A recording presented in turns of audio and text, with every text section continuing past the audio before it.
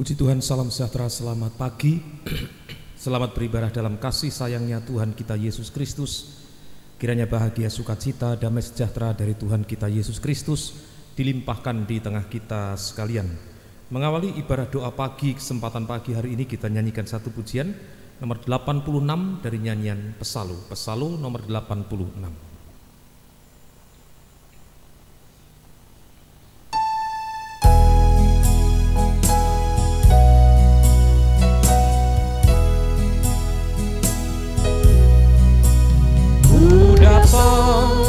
Damai yang belum pernah ku rasa, serta sukacita yang besar. Sejak ku serahkan segenap hidupku pada Tuhan Juru Selamatku.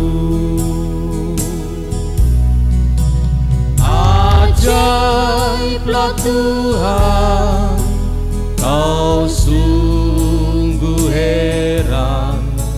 Semua yang di surga memuja Tuhan.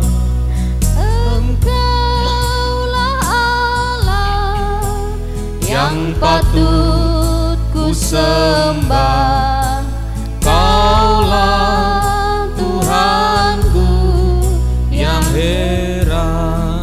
Ajaiblah Tuhan, ajaiblah Tuhan, Kau sungguh heran. Semua yang di surga memuja Tuhan. Engkaulah Allah yang patut ku sembah, Kaulah Tuhanku yang heran. Ayat yang kedua. Ku telah terima kekayaan surgawi oleh sebab anugerah ilahi. Harta itu kekal, yakni firman Tuhan yang tak dapat dibinasakan.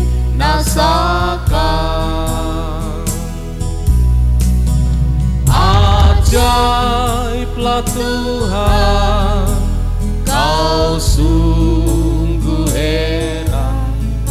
Semua yang di surga memuja Tuhan. Engkaulah Allah yang patut ku sembah, Kaulah Tuhanku yang heran. Ajaiblah Tuhan, ajaiblah Tuhan, Kau sungguh heran. Semua yang di surga memuja Tuhan. Engkaulah Allah yang patut disembah, Kaulah Tuhanku yang heran. Chorus sekali lagi. Ajaiblah Tuhan, Kau sungguh heran. Semua yang di surga memuja Tuhan. Engkaulah Allah yang patut ku sembah, Kaulah Tuhanku heran.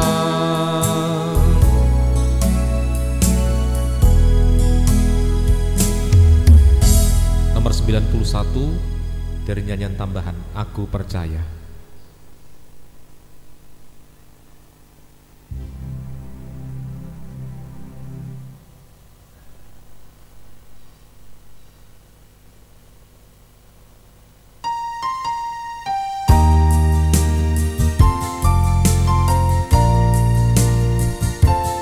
Tiada yang seperti Engkau, begitu mengasihiku.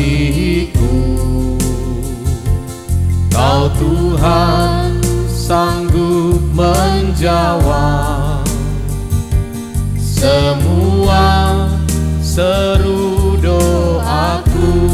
Tiada yang seperti Engkau, tiada yang seperti Engkau, begitu mengasihiku. Kau Tuhan sanggup melawan seluruh kehidupanku. Aku percaya Tuhanku ajaib, Kau turun tangan memulihkanku. Aku percaya Tuhanku dahsyat, Kau turun tangan memberkatiku. Kembali atas. Tiada yang seperti Engkau, begitu mengasihiku. Kau Tuhan sanggup menjawab semua seru doaku. Tiada yang seperti Engkau, begitu mengasihiku. Kau Tuhan selalu melawan seluruh kehidupanku. Aku percaya Tuhanku ajaib, Kau turun tangan memulihkanku. Aku percaya Tuhanku dahsyat, Kau turun tangan memberkatiku.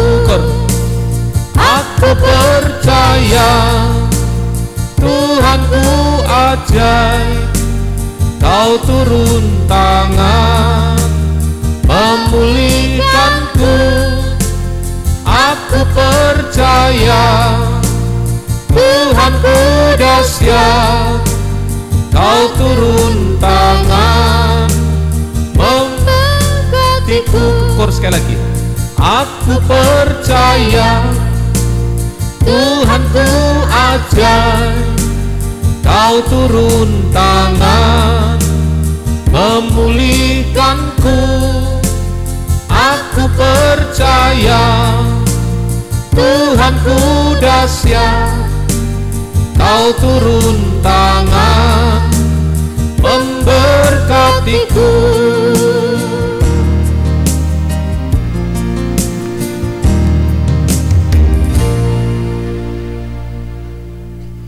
Kami sudah memuji membesarkan nama-Mu Tuhan, saatnya untuk kami menerima firman-Mu. Urapi kami semua dengan urapan-Mu yang suci. Kuasa kegelapan dalam bentuk apapun juga masih tetap berusaha mengganggu saat kami mendengarkan firman-Mu. Bersatu hati kami mengusirnya. Di dalam nama Yesus pergi, darah Yesus berkuasa. Terima kasih Tuhan. Mohon kemurahan-Mu, mohon urapan-Mu Tuhan, baik yang berada di tempat ini maupun yang mengikuti ibadah ini dimanapun berada. Terima kasih Tuhan. Di dalam nama Tuhan Yesus Kristus kami alaskan doa kami. Haleluya, amin. Puji Tuhan, salam sejahtera, selamat pagi. Selamat beribadah dalam kasih sayangnya Tuhan kita Yesus Kristus. Kiranya bahagia, sukacita, damai sejahtera dari Tuhan kita Yesus Kristus dilimpahkan di tengah kita sekalian. Kita masih bertitik tolak dari Injil Lukas pasal yang ke-21, ayat yang ke-7, ayat yang ke-8. Tolong ditunjukkan judul perikopnya lebih dahulu. Judul perikopnya lebih dahulu. Itulah permulaan penderitaan. Permulaan penderitaan. Jadi permulaan penderitaan artinya sebagai pengikut Kristus kita harus mengalami penderitaan seperti yang dialami oleh Yesus. Nah, sekarang ini pada masa pra-aniaya antikris sampai masuk aniaya antikris 3,5 tahun. Nah, kita berdoa, kita berjuang supaya tidak ada yang masuk ke zaman antikris, tapi semuanya bisa disingkirkan ke padang gurun, jauh dari mata ular, jauh dari mata antikris.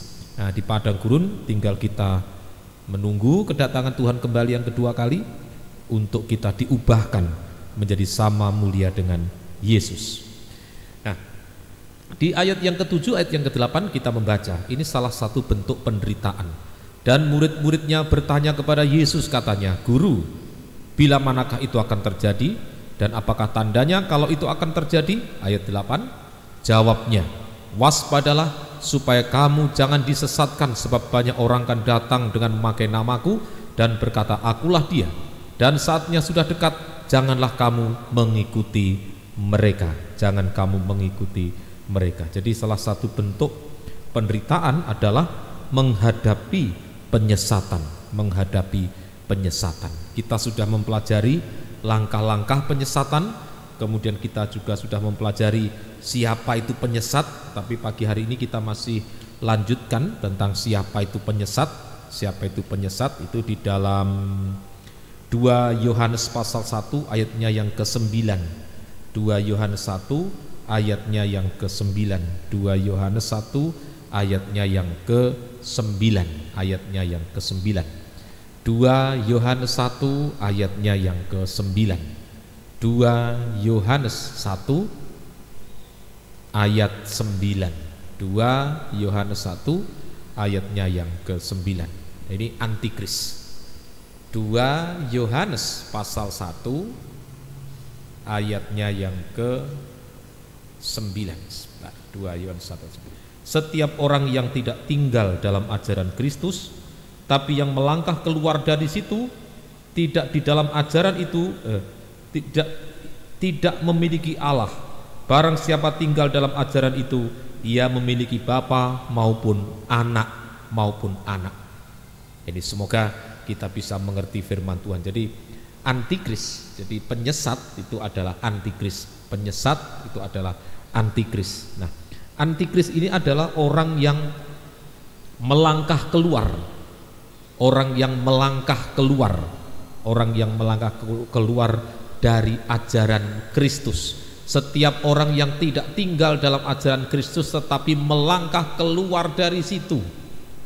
Jadi antikris adalah kehidupan yang melangkah keluar dari ajaran Kristus. Dari ajaran Kristus. Nah, jadi melangkah keluar dari ajaran Kristus sama dengan sudah tidak lagi berpegang teguh pada ajaran Kristus. Ajaran Kristus. Di dalam Titus pasal 1 ayat 9, ajaran Kristus ini juga dinamakan ajaran sehat atau perkataan sehat, dan berpegang kepada perkataan yang benar, yang sesuai dengan ajaran yang sehat, supaya sanggup menasihati dan orang berdasarkan ajaran itu, dan sanggup meyakinkan penentang-penentangnya. Jadi ajaran Kristus ini juga sama dengan ajaran sehat, sama dengan perkataan benar, sama dengan perkataan benar. Di dalam 2 Timotius 4 ayatnya yang kedua sampai dengan ayatnya yang ketiga. 2 sampai dengan ayatnya yang ketiga. 2 Timotius 4 ayat 2 sampai 3. Beritakanlah firman, siap sedialah baik atau tidak baik waktunya, nyatakanlah apa yang salah, tegurlah dan nasihatilah dengan segala kesabaran dan pengajaran. Nah, ini adalah ajaran sehat. Nanti penjelasannya di ayatnya yang ketiga. Karena akan datang waktunya orang tidak dapat lagi menerima ajaran sehat. Nah, jadi yang dimaksudkan ajaran sehat tadi isi dari ajaran sehat adalah menyatakan kesalahan, menegur, menasehati. Menegur, menasehati. Nah, ada saatnya orang tidak dapat lagi menerima ajaran sehat. Nah, nanti akan kita pelajari itu. Saya tunjukkan dulu, ini ajaran sehat, ajaran Kristus sama dengan ajaran sehat sama dengan perkataan Kristus sendiri. Perkataan Kristus sendiri. Baik, tadi belum selesai, kita lanjutkan ayatnya yang ketiga tadi. Tetapi mereka akan mengumpulkan guru-guru menurut kehendaknya untuk memuaskan keinginan telinganya. Jadi melangkah keluar dari ajaran sehat, melangkah keluar dari ajaran Kristus, meninggalkan ajaran yang benar untuk beralih kepada dongeng, sesuatu yang hanya memuaskan telinga, sesuatu yang hanya memuaskan telinga. Ini semoga kita mengerti firman Tuhan. Nah, sekarang ajaran Kristus atau ajaran sehat atau perkataan sehat ini tandanya adalah tertulis dalam Alkitab. Kemudian ayat menerangkan ayat dalam Alkitab. Ayat menerangkan ayat dalam Alkitab. Nah, tujuannya tadi adalah menyatakan kesalahan, menegur, menasihati. Nah, untuk apa? Apakah yang sekedar ditegur, sekedar dinyatakan ini kamu salah? Bukan itu, bukan hanya sekedar itu. Tetapi di dalam 2 Timotius 3 ayat 10 sampai ayat yang ke-17, 2 Timotius 3 ayat 10 sampai 17, ini sampai membawa orang pada kebenaran. Jadi dinyatakan kesalahan supaya berhenti dari kesalahan, supaya hidup dalam kebenaran. Ditegur supaya berhenti dari kesalahan, kemudian lanjut hidup dalam kebenaran, dan seterusnya. Ayo kita baca ayat 10 sampai 17. Tetapi engkau telah mengikuti ajaranku, cara hidupku, pendirianku, imanku, kesabaranku, kasihku, dan ketekunanku. Engkau telah ikut menderita penganiayaan dan sengsara seperti yang kuderita di Antiokhia, di Ikonium, dan di Listra. Semua penganiayaan itu kuderita dan Tuhan telah melepaskan aku daripadanya. Ayatnya yang ke-12. Memang setiap orang yang mau beribadah, hidup beribadah dalam Kristus Yesus akan menderita aniaya. 13. Sedangkan orang jahat dan penipu akan bertambah jahat, mereka menyesatkan dan disesatkan. Sampai 17. Ayat 14. Tetapi hendaklah engkau tetap berpegang pada kebenaran yang telah engkau terima dan engkau yakini dengan selalu mengingat orang yang telah mengajarkannya kepadamu.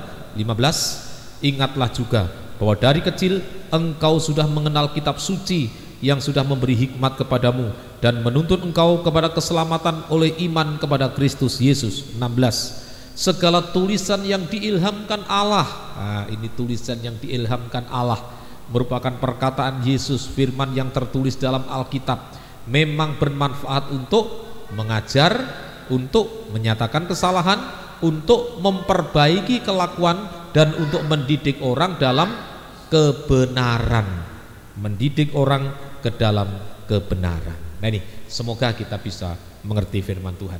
Nah, jadi tujuan dari dinyatakan kesalahan, tujuan dari nasihat, tujuan dari teguran, tujuan dari perkataan Yesus ini adalah supaya kehidupan yang tadinya tidak hidup dalam kebenaran, yang tadinya tidak hidup dalam kebenaran, dinyatakan dulu kesalahan lewat pekerjaan firman. Kalau tidak bisa kemudian ditegur, sampai istilah didikan ini sama dengan hajaran, sampai dalam bentuk hajaran. Nah, maksudnya supaya kembali pada jalan yang benar, kembali pada jalan yang benar. Ini semoga kita bisa mengerti firman Tuhan. Nah, tadi di dalam 2 Timotius pasalnya yang ke-4, akan datang waktunya orang tidak dapat lagi menerima ajaran sehat. Jadi ajaran yang menyatakan kesalahan membawa pada kebenaran, ajaran dan mungkin dalam bentuk teguran untuk membawa pada kebenaran, ini orang sudah tidak dapat lagi menerima, tidak dapat menerima. Oleh sebab itu mereka akan mengumpulkan guru-guru hanya untuk memuaskan keinginan telinganya. Guru ini bicara pengajaran. Klaimnya juga mengatakan ini pengajaran, tetapi hanya dongeng, tidak sesuai dengan kebenaran, justru bertentangan dengan firman. Ini yang dinamakan melangkah keluar dari ajaran Kristus, melangkah keluar dari ajaran Kristus. Ini semoga kita mengerti firman Tuhan. Nah sekarang dongeng, saya tunjukkan tentang dongeng di dalam 1 Timotius 4 ayatnya yang ke-7. Ini akhirnya yang digemari dalam gereja Tuhan. Begitu firman menunjukkan kesalahan, justru itu yang disingkirkan. Melangkah keluar, dengar dongeng. Tetapi jauhilah tahayul dan dongeng nenek-nenek tua, latihlah dirimu beribadah. Nenek-nenek tua. Nah ini dongeng, ini diwakili dongeng dua saja pagi hari ini. Dongeng nenek-nenek tua. Ini yang digemari oleh gereja Tuhan. Melangkah dari ajaran yang benar kepada dongeng-dongeng nenek-nenek tua, dongeng nenek-nenek tua. Dalam Alkitab, dalam kitab Wahyu, paling tidak ada 2 nenek dengan ajarannya, dengan dongengnya. Yang pertama itulah nenek Isabel, yaitu dengan ajaran wanita boleh mengajar dan memerintah laki-laki, baik dalam nikah maupun dalam ibadah. Kitab Wahyu pasal 2 18 sampai 24. Kitab Wahyu pasalnya yang kedua ayat 18 sampai ayatnya yang ke-24. Wahyu 2 18 sampai 24. Wahyu pasalnya yang kedua ayat 18 sampai ayatnya yang ke-24. Wahyu 2 dan ayat yang ke-18. Dan tuliskanlah kepada malaikat jemaat di Tiatira, inilah firman anak Allah yang matanya bagaikan nyala api dan kakinya bagaikan tembaga. Aku tahu segala pekerjaanmu, baik kasihmu maupun imanmu, baik pelayanmu maupun ketekunanmu. Aku tahu bahwa pekerjaanmu yang terakhir lebih banyak daripada yang pertama. Sidang jemaat ini memiliki satu pekerjaan yang lebih banyak daripada yang pertama. Jadi makin hari pekerjaan makin meningkat, kasih makin meningkat dan seterusnya. Tapi di ayatnya yang ke-20, tetapi aku mencela engkau karena engkau membiarkan wanita Isabel yang menyebut dirinya nabiah mengajar dan menyesatkan hamba-hambaku supaya berbuat zina dan makan persembahan-persembahan berhala. Dan aku telah memberikan dia waktu untuk bertobat, tetapi ia tidak mau bertobat dari zinahnya. Lihatlah, aku akan melemparkan dia ke atas ranjang orang sakit, dan mereka yang berbuat zina dengan dia akan kulemparkan ke dalam kesukaran besar jika mereka tidak bertobat dari perbuatan-perbuatan itu. Dan anak-anaknya akan kumatikan, dan semua jemaat akan mengetahui bahwa akulah yang menguji batin dan hati orang, dan bahwa aku akan membalaskan kepada kamu setiap orang menurut perbuatannya. Tetapi kepada kamu, yaitu orang-orang lain di Tiatira yang tidak mengikuti ajaran itu dan yang tidak menyelidiki apa yang mereka sebut seluk-beluk iblis, kepada kamu aku berkata, aku tidak mau menanggungkan beban lain kepadamu. Nah, jadi dongeng, ini dongeng nenek tua Isabel, yaitu dongengannya adalah mengizinkan wanita mengajar dan memerintah laki-laki, baik dalam nikah maupun dalam ibadah. Tapi juga dikaitkan dengan seluk-beluk iblis. Nah, seluk-beluk iblis ini adalah rahasia iblis yang dalam-dalam, termasuk juga mungkin rumahnya iblis dipelajari, jenisnya iblis dipelajari, apalagi mungkin ya iblis tentang iblis. Kalau rumahnya Tuhan, kerajaan surga, tabernakel dipelajari, ya katanya kuno, ketinggalan zaman. Tapi kalau rumah setan, neraka, wah ini yang up to date, banyak yang datang.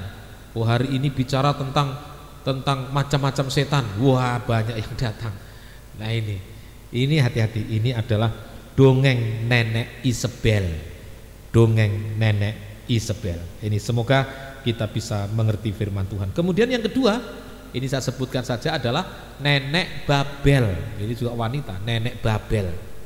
Ajarannya adalah tentang kemakmuran dan hiburan tanpa penyucian.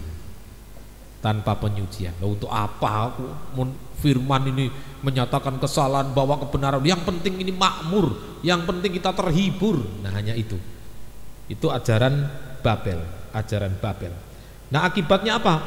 Jika keluar dari ajaran Kristus, keluar dari ajaran yang benar, kemudian beralih pada dongeng nenek-nenek tua, akibat yang pertama adalah beban bertambah. Kalau yang tidak mengikuti tadi, aku tidak akan menanggungkan beban lain kepadamu. Tetapi jika kehidupan itu melangkah keluar dari ajaran Kristus, maka akibatnya adalah beban bertambah. Beban bertambah. Artinya kalau beban bertambah, berarti kehidupan itu makin berat. Coba kalau misalnya kita selama ini, misal ini contoh nanggung biaya listrik, nanggung biaya air dan seterusnya, beban. Ini kan beban, kalau di anu kan istilahnya beban per bulan kira-kira 500.000 semuanya, gajinya kira-kira 1 juta. Wow, masih separuh, 50% untuk membayar. Nah, kalau ada beban lain berarti ada tambahan beban lagi. Mestinya 500.000 untuk membayar, ada beban lain berapa kira-kira? 100, 200, 300. Nah, berarti tinggal 200. Semakin berat hidup itu. Makin tambahnya beban hidup berarti makin berat. Makin berat. Nah, demikian juga keluar dari ajaran yang benar, keluar dari ajaran Kristus untuk beralih pada dongeng-dongeng sesuatu yang tidak benar ini hanya menambah beban yang mengakibatkan kehidupan itu letih lesu sampai kecewa, putus asa, jatuh bangun dalam dosa, bahkan sampai puncaknya dosa. Nah, terakhir rebah dan tidak bangkit-bangkit lagi. Kalau bebannya diperberat, kalau orang bebannya diperberat, ya tidak kuat, hidup tidak kuat karena terlalu berat beban itu. Ini akibat dari meninggalkan ajaran Kristus, meninggalkan ajaran sehat, beralih pada dongeng-dongeng. Sangkanya makin enak, bukan makin enak, makin berat, sampai kecewa, putus asa, binasa selama-lamanya. Kemudian sebelum masuk kebinasaan tadi, aku akan melemparkan dia ke ranjang orang sakit, terus ditambah lagi kesukaran besar. Tolong tunjukkan lagi tadi kesukaran besar tadi, kitab Wahyu pasalnya yang kedua tadi. Kesukaran besar, dan aku telah memberikan dia waktu untuk bertobat, tetapi ia tidak mau bertobat. Lihatlah, aku akan melemparkan dia ke ranjang orang sakit, kulemparkan, nah itu, dengan dia kulemparkan ke dalam kesukaran besar. Kesukaran besar, masuk zaman antikris, terkena aniaya antikris, atau tersesat menjadi antikris. Nah, ini semoga kita bisa mengerti firman Tuhan. Nah, sekarang yang benar bagaimana? Yang benar, sikap yang benar. Sikap yang benar yaitu pegang teguh ajaran Kristus, pegang teguh ajaran yang benar, pegang teguh ajaran sehat. Nah, ini yang benar, pegang teguh. Di dalam Titus 1 ayat 9 tadi kita baca ulang. Titus 1 ayatnya yang ke-9. Titus 1 ayatnya yang ke-9 tadi sudah kita baca. Titus 1 ayatnya yang ke-9. Dan berpegang kepada perkataan yang benar, yang sesuai dengan ajaran yang sehat. Jadi sikap yang benar, pegang teguh, jangan keluar dari sana. Mungkin isinya memang menyatakan kesalahan, isinya menasehati dan seterusnya. Nah, ini semoga kita bisa mengerti firman Tuhan. Semoga kita bisa mengerti firman Tuhan. Ini sikap yang benar, pegang teguh ajaran yang benar. Kemudian yang berikutnya yaitu hindari. Nah, hindari. Di dalam Roma 16 ayat yang ke-17. Roma 16 ayatnya yang ke-17. Kalau ada ajaran yang tidak benar, hindari. Tetapi aku menasihatkan kamu saudara-saudara, supaya kamu waspada terhadap mereka yang bertentangan dengan pengajaran yang telah kamu terima, menimbulkan perpecahan dan godaan. Sebab itu hindarilah mereka. Bukan hanya ajarannya, orangnya hindari. Nah, ini kalau udah tahu ini yang diajarkan beda, hindari. Sebab hanya menimbulkan perpecahan dan godaan, perpecahan dan godaan. Ini semoga kita mengerti firman Tuhan. Tapi pagi hari ini, jika kehidupan kita pegang teguh firman yang benar, kita tidak melangkah keluar, maka di dalam 2 Yohanes 1 tadi ayat yang ke-9, 2 Yohanes 1 ayatnya yang ke-9, setiap orang yang tidak tinggal dalam ajaran Kristus tetapi yang melangkah keluar dari situ tidak memiliki Allah. Barang siapa tinggal dalam ajaran itu, ia memiliki bapa maupun anak. Tidak memiliki Allah, tidak memiliki bapa, tidak memiliki anak. Nah, Bapa itulah kasih, Allah itulah kasih. Berarti tidak memiliki Bapa sama dengan tidak memiliki kasih. Tidak memiliki kasih. Tapi kalau kehidupan itu pegang teguh firman yang benar, memiliki Bapa. Memiliki Bapa, memiliki kasih. Memiliki kasih. Kasih Allah. Sehingga bisa mengasihi Tuhan lebih dari segala sesuatu, mengasihi sesama seperti diri sendiri. Di dalam Injil Markus pasalnya yang ke-12 ayat yang ke-30 mulai. Injil Markus pasal yang ke-12 ayatnya yang ke-30 mulai. Kasihlah Tuhan Allahmu dengan segenap hatimu dan dengan segenap jiwamu dan dengan segenap akal budimu dan dengan segenap kekuatanmu. 31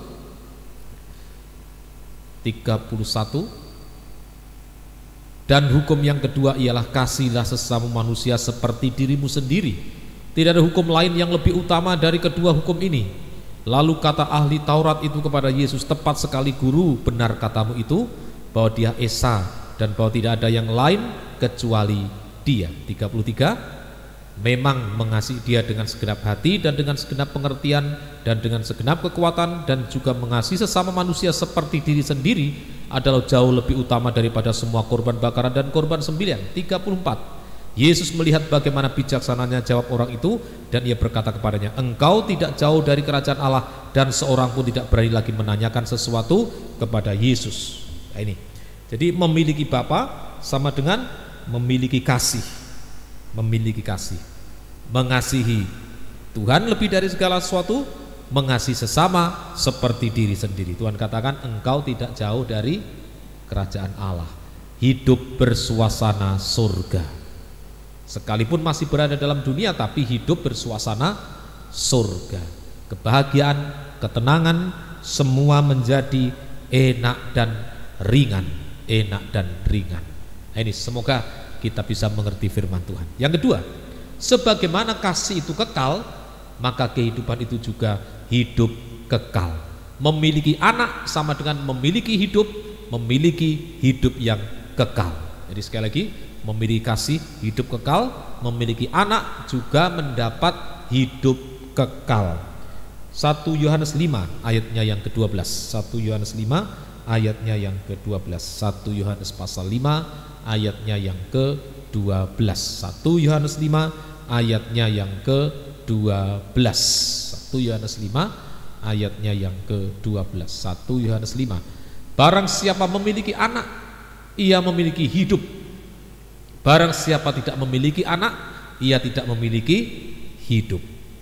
Jadi kalau kita tetap pada ajaran Kristus, kita memiliki Bapa, memiliki kasih, kita memiliki anak, memiliki hidup yang kekal.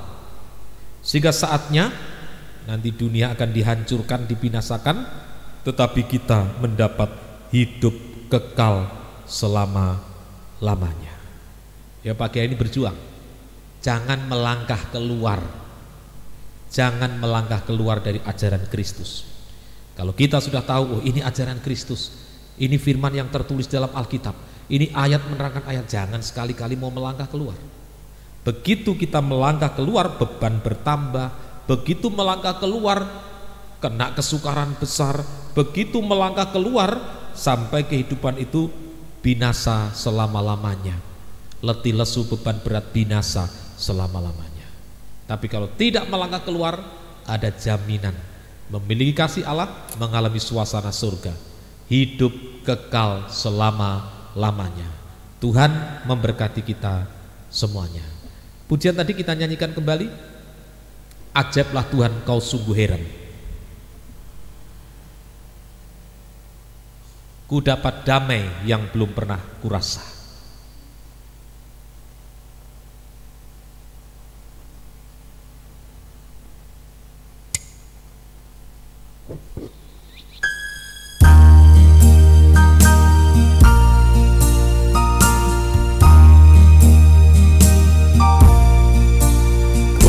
Dapat damai yang belum pernah ku rasa, serta sukacita yang besar. Sejak ku serahkan segenap hidupku pada Tuhan Juru Selamatku. Ajaiblah Tuhan, kau sungguh heran.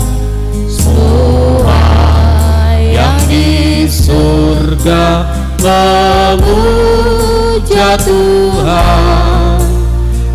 Engkaulah Allah yang patut ku sembah. Kaulah Tuhanku yang heran. Sambil kita penutup dengan dulu.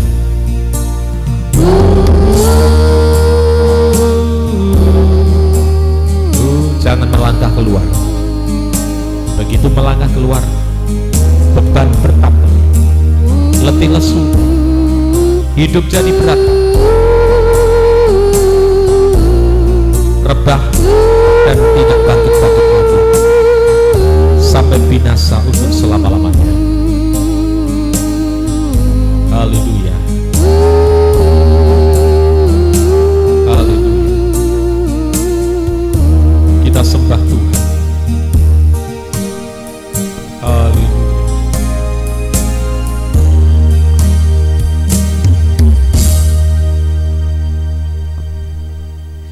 Haleluya Yesus. Haleluya. Haleluya. Haleluya.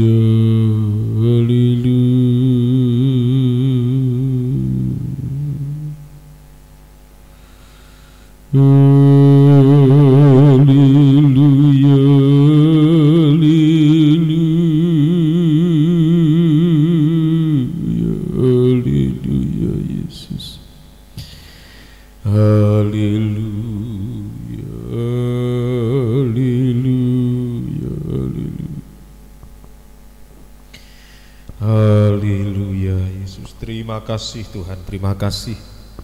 Terima kasih atas firman-Mu pagi hari ini Tuhan, tetapkan dalam hati kami semuanya. Tidak ada satupun yang melangkah keluar untuk mengalihkan telinga pada ajaran yang tidak benar. Biarlah kami tetap pegang teguh firman yang benar. Kami memiliki Bapa, memiliki kasih, ada suasana surga, sampai memiliki anak, memiliki hidup kekal selama-lamanya. Saya undang kita bersama bangkit berdiri. Ku telah terima kekayaan surgawi oleh sebab anugerah ilahi.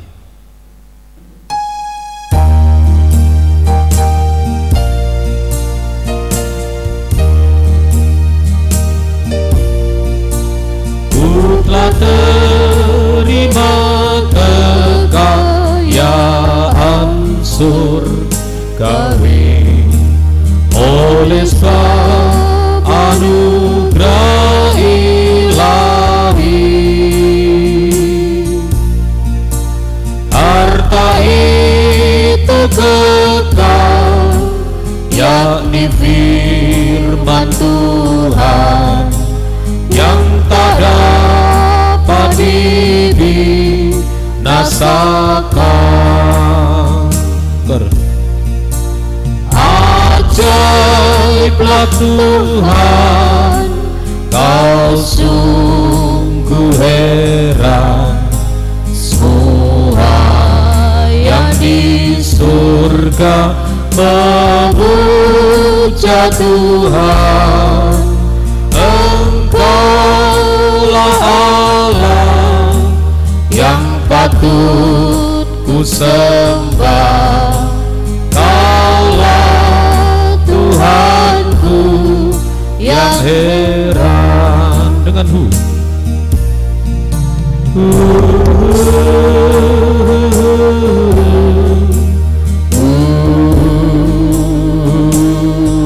Ada pagi hari ini bersama saya mau pegang teguh firman yang benar, sampai tiap hari kita mengalami suasana surga, sampai hidup kekal selama-lamanya. Angkat dua belah tangan kita ke atas. Haleluya. Kita sembah Tuhan. Haleluya. Haleluya. Haleluya. Haleluya. Haleluya. Haleluya. Engkau lihat tangan-tangan yang diulurkan ini Tuhan. Kami mau pegang teguh firman-Mu. Kami tidak mau melangkah keluar untuk beralih pada dongeng-dongeng yang hanya menambah beban hidup sampai rebah, tidak bangkit-bangkit lagi. Tapi dengan pegang teguh firman-Mu, kami hidup bersuasana surga sampai hidup kekal selama-lamanya. Terima kasih Tuhan. Tetapkan firman-Mu dalam hati kami semuanya. Turunkan tangan. Haleluya. Setiap ibadah di tempat ini biarlah Tuhan selalu hadir lewat firman yang dibuka rahasianya. Roh Kudus dan kasih-Mu Kau curahkan di tengah kami semuanya. Gembalakan kami baik yang di Ngunut, di Ngawi, di Nganjuk, tergembala jarak jauh, dimanapun berada. Berikan kami kerinduan, kami bisa bertekun 3 macam ibadah pokok. Kami mendengarkan firman-Mu, kami taat akan firman-Mu, kami mengalami kuasa firman-Mu. Terima kasih Tuhan. Mohon kemurahan-Mu, seluruh sidang jemaat memiliki jabatan pelayanan dari Tuhan. Tidak ada yang terhilang, semuanya sampai masuk pesta nikah anak domba Allah. Demikian juga Tuhan penyebaran firman baik lewat Facebook, lewat YouTube, urapi semua dengan urapan-Mu yang suci. Banyak jiwa-jiwa dimenangkan dalam firman pengajaran yang benar. Dalam nikah rumah tangga satukan sampai mencapai nikah sempurna. Dalam ekonomi, keuangan, pekerjaan, Tuhan tolong seluruh sidang jemaat-Mu. Perusahaan anak-Mu di Taiwan, Tuhan tolong sebagai tenaga pengajar, tenaga kesehatan, sebagai lawyer, sebagai dokter. Dalam bidang perdagangan, pertokoan, pertanian, peternakan, perkebunan, pertambangan, jasa jahit, sewa menyewa mobil, bengkel, servis AC, jual beli mobil, mebel, kuliner, makanan cepat saji, kue-kue, sambal pecel, madu, kos-kosan, asuransi, perbankan, keuangan, asisten rumah tangga, karyawan perusahaan, karyawan lapangan, pemborong, bangunan, pengembang, sales, pelaut, fashion, depot, handicraft. Tuhan tolong semuanya. Ekspedisi, gorengan, sewa menyewa rumah, Tuhan menolong semuanya. Yang masih duduk di bangku sekolah, berikan hikmat, kepandaian, kekuatan, kesehatan, ketaatan dari Tuhan. Yang tengah menyelesaikan skripsi juga Tuhan menolong selesai tepat pada waktunya. Yang mencari pekerjaan, berikan yang terbaik untuk anak-anak kami semuanya. Demikian juga Tuhan kelanjutan pendidikan dasar, perguruan tinggi, pendidikan profesi, semuanya hamba serahkan dalam tangan kasih kemurahan-Mu. Terima kasih Tuhan. Seluruh sidang jemaat-Mu Tuhan, yang mengikuti ibadah ini maupun yang tidak mengikuti ibadah ini, dimanapun berada Tuhan, hamba serahkan dalam tangan kasih kemurahan-Mu. Terima kasih Tuhan. Bangsa dan negara kami Tuhan juga menjaga, melindungi, memberkati. Bapak Presiden bersama staf sampai di bawah RT RW semuanya Tuhan tolong, Tuhan berkati. Tetangga kanan kiri depan belakang semuanya Tuhan tolong, Tuhan memberkati. biarlah hari ini Tuhan jadikan hari yang diberkati oleh Tuhan bagi seluruh sidang jemaat-Mu. Terima kasih Tuhan.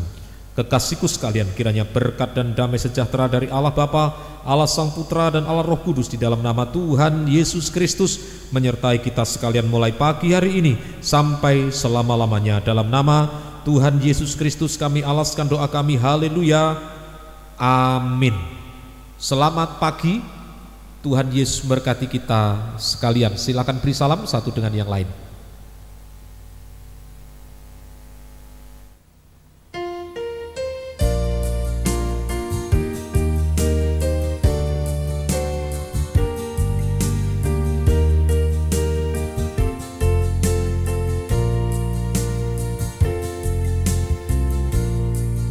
Ingatlah selalu kemurahan Tuhan, berharaplah selalu kemurahan Tuhan. Setiap hembusan nafas adalah kemurahan Tuhan. Hidup yang ada sekarang ini semua hanya karena kemurahan Tuhan.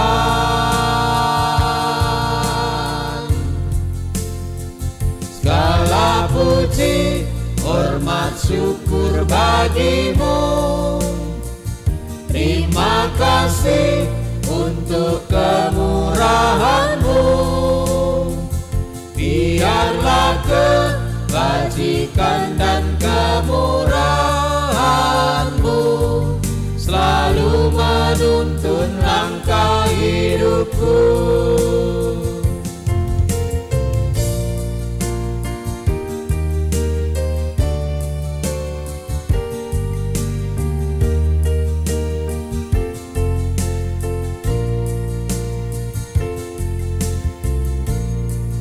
Ku tak melupakan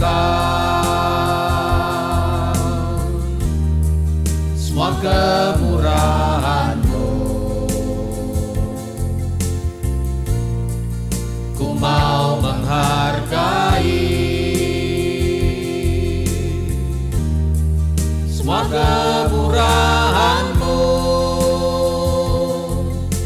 Sungguh ku menyadari ku perlu semua kemurahan-Mu.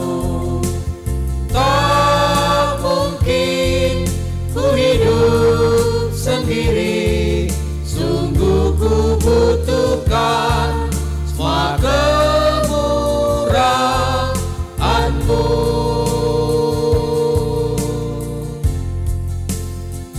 Segala puji, hormat, syukur bagimu.